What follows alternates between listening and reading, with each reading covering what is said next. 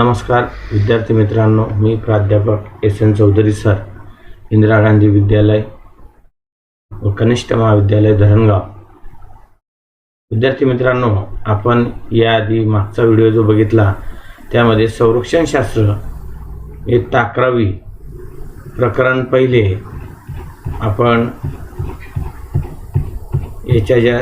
प्रकरण पहिल्या याच्या पाठाच्या संकल्पना हा जो भाग होता त्याला सुरुवात केलेली आहे.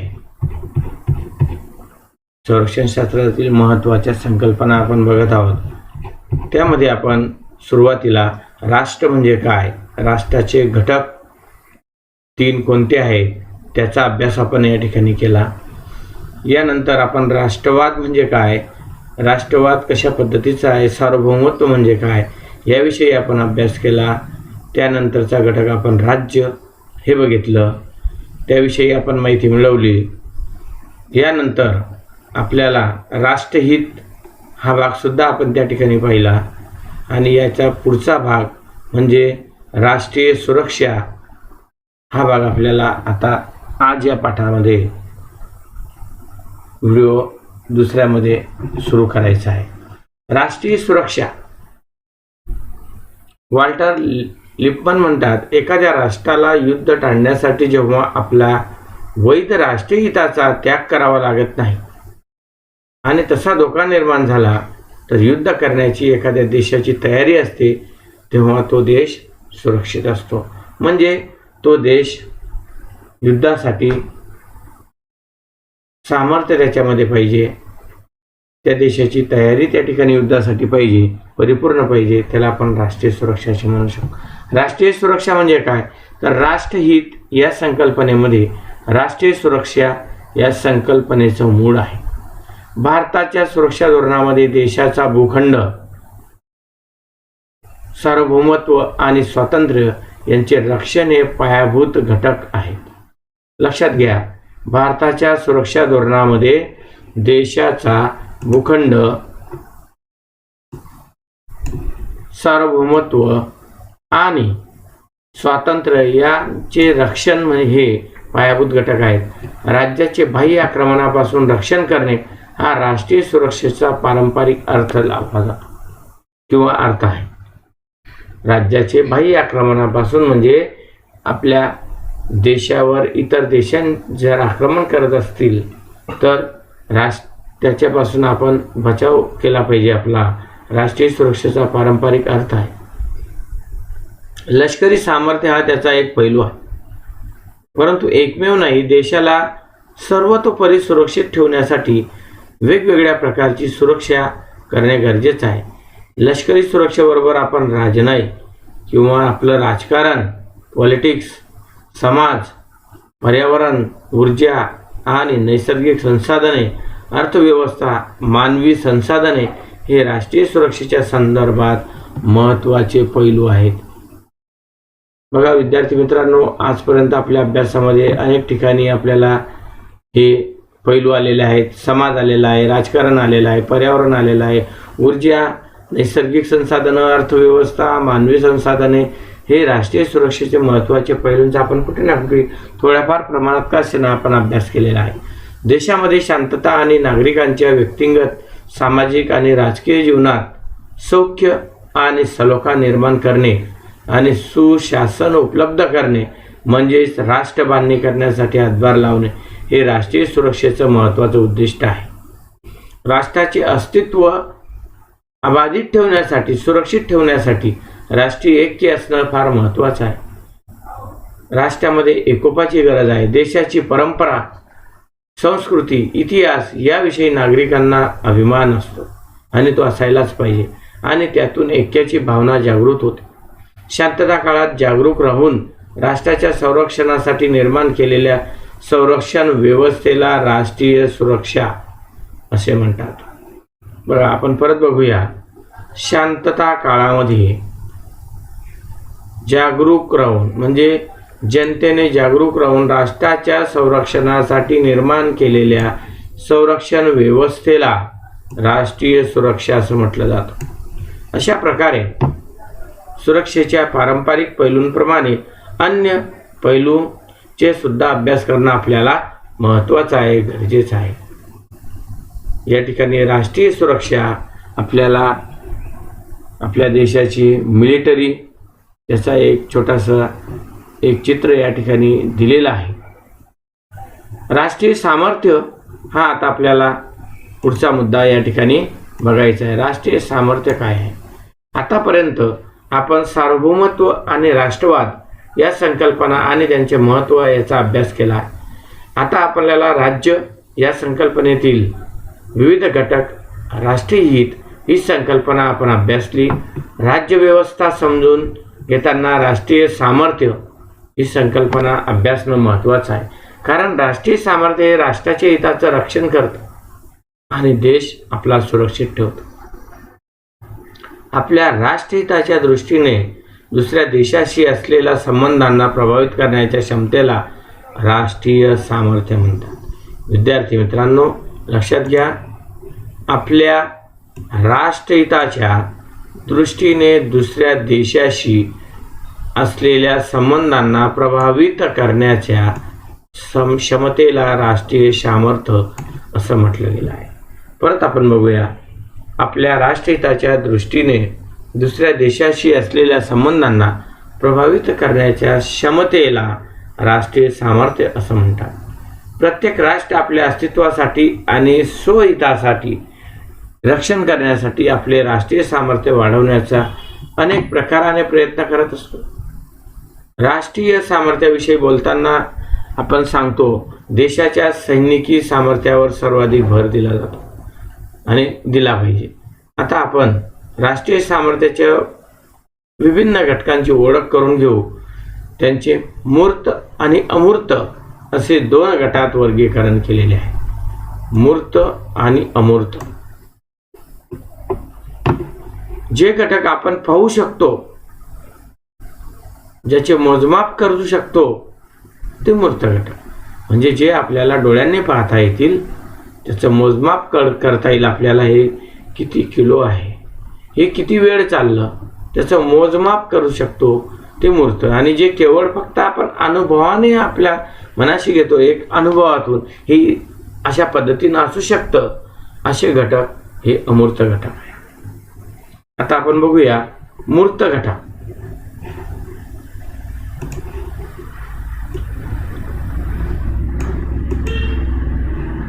आता मूर्त घटक आपण बघताना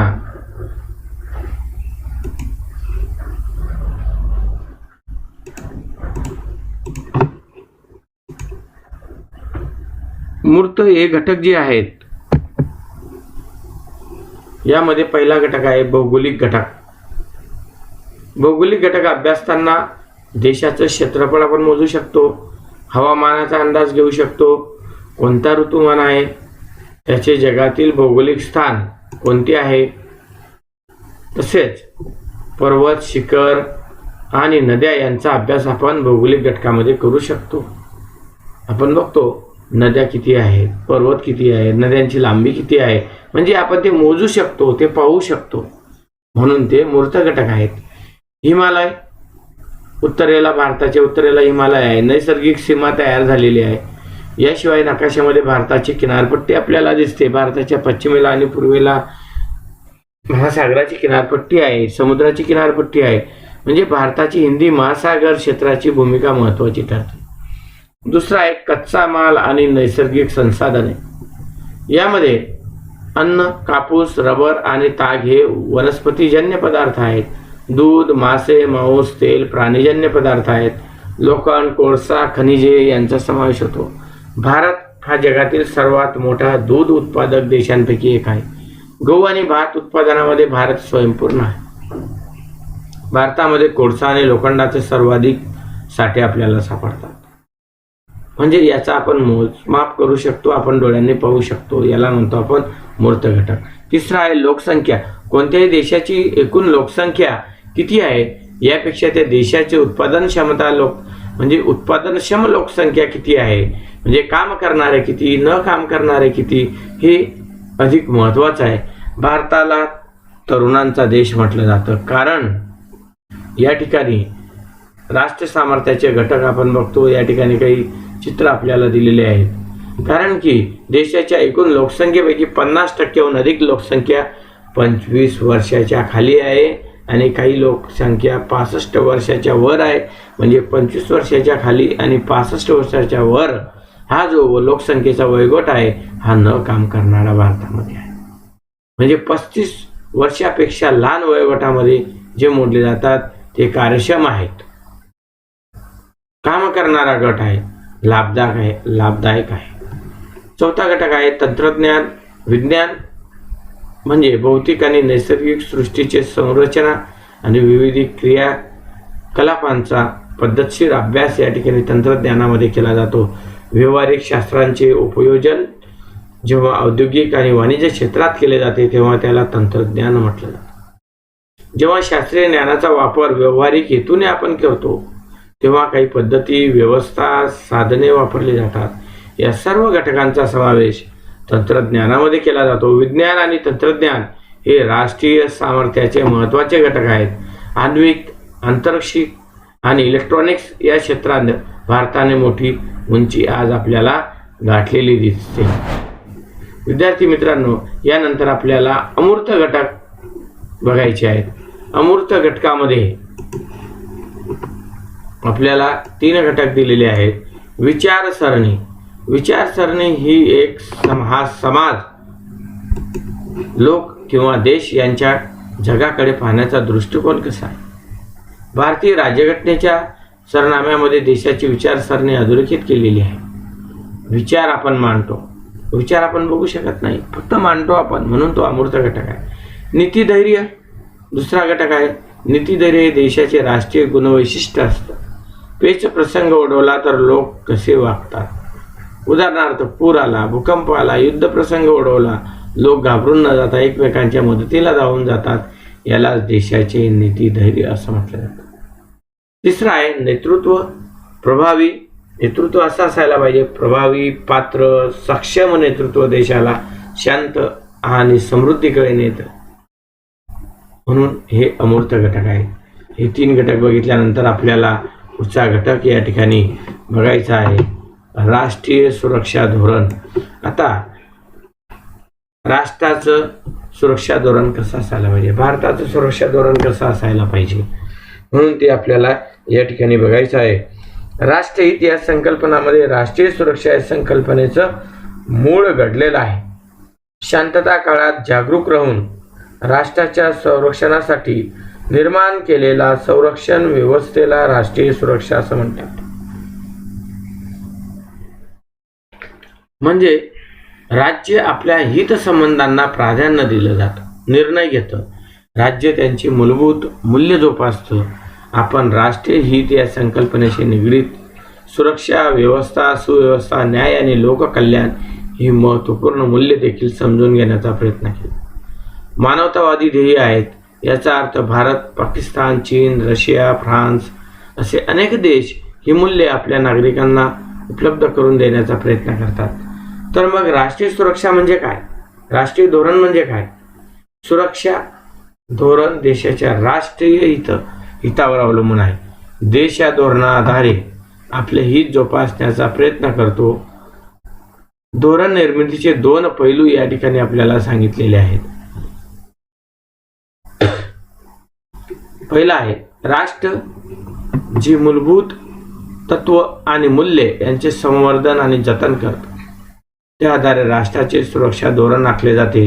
ही मूलभूत तत्व म्हणजे त्या देशाची ध्येय. राष्ट्राची ताकद हा सुरक्षा धोरणात निश्चित मधील एक महत्त्वाचा घटक. हे धोरण अमूर्त पद्धतीने आखता येत नाही, तर देशाचे सामर्थ्य वाढले म्हणजे की देश अधिक सक्षम होत जातो आणि त्यातूनच ध्येय निश्चित केली जातात. त्यावरून देशाचे धोरण लक्षात येतात. राष्ट्राला धोरण ठरवताना त्याची ध्येय आणि क्षमता याची सांगड घालावी लागते.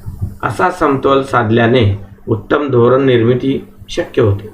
ध्येय आणि क्षमता याचा एक आपल्याला चार्ट दिलेला आहे. देशाच्या मूलभूत मूल्यांचा आधारावर ठरवलं जातं आणि राष्ट्रीय सामर्थ्यावर आधारित क्षमता ठरवून राष्ट्रीय सुरक्षा धोरण आपण बघता येईल. उदाहरणार्थ, भारताचं सुरक्षा धोरण हे जागतिक घडामोडींचे स्वातंत्र्य, आकलन आणि शांततामय दृष्टिकोन या मूलभूत तत्वावर आधारित आहे.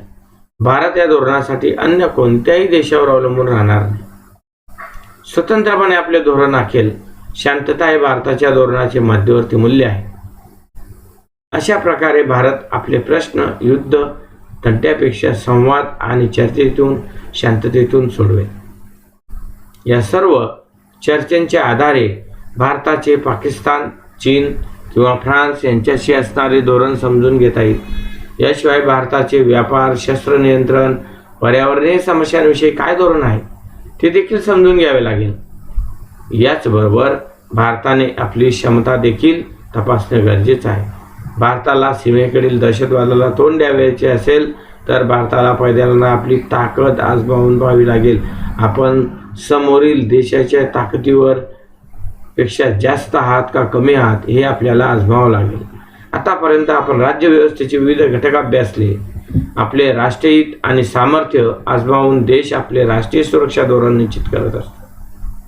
राष्ट्रीय सुरक्षा धोरणातून देशाची सुरक्षा राखण्याचा प्रयत्न केला जातो आणि त्याद्वारे राष्ट्राचे हित जोपासलं जातं. आतापर्यंत आपण केलेल्या चर्चेचा आढावा एका तक्त्यामध्ये आपण बघू शकतो.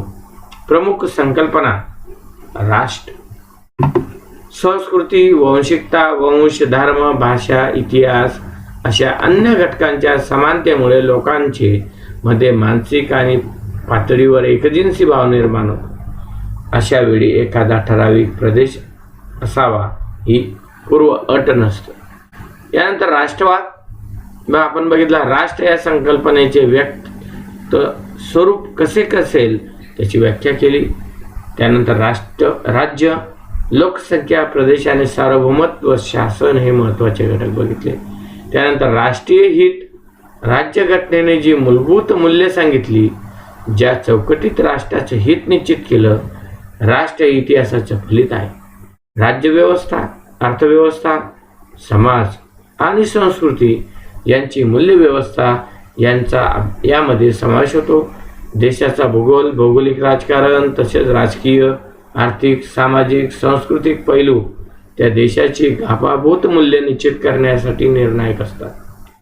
यानंतर राष्ट्रीय सामर्थ्य, देशाच्या मूलभूत मूल्यांचं आणि त्यायोगे हिताचे रक्षण हे राज्याच्या सामर्थ्यावर सक्षमता अवलंबून असते. सामर्थ्य वाढवण्यासाठी मूर्त आणि अमूर्त घटक कारणीभूत असतात. यानंतर शेवटचा मुद्दा आपण बघितला, राष्ट्रीय सुरक्षा धोरण.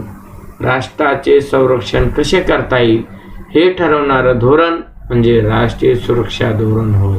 आपल्या राज्याची काळजी घेणे यासाठी आपण हे राष्ट्रीय सुरक्षा धोरण हे या ठिकाणी त्याची माहिती बघितली. विद्यार्थी मित्रांनो, या ठिकाणी आपलं हे 12-11वीचं संरक्षणशास्त्राचं पहिलं प्रकरण या ठिकाणी मी संपवित आहे. यानंतर मी तुम्हाला पुढच्या भागामध्ये